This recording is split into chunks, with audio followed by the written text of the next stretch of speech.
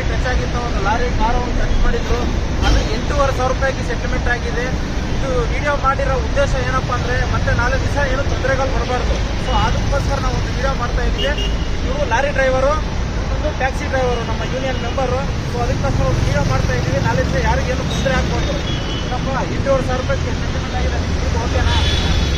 ಇಲ್ಲಿ ಓಕೆನಾ?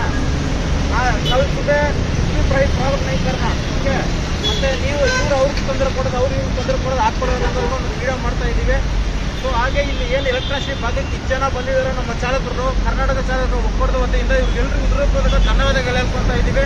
ಇದೇ ರೀತಿ ಎಲ್ಲರೂ ಸಪೋರ್ಟ್ ಮಾಡಿದಂಥ ಕೆಲಸ ಮಾಡಿ. ಚಾಲಕರಿಗೆ ಏನೋ ತೊಂದರೆ ಆಗಿರೋ ಚಾಲಕರೇ ಹೆಲ್ಪ್ ಮಾಡಬೇಕು. ಸೊ ಇದೊಂದು ಮೈಂಡಲ್ಲಿ ಇಟ್ಕೊಂಡು ಸ್ವಲ್ಪ ಎಲ್ಲರೂ ಒಗ್ಗಟ್ಟಾಗಿ ಇರಬೇಕಂತ ಕೇಳ್ಕೊಳ್ತಾ ಇದ್ದೀನಿ.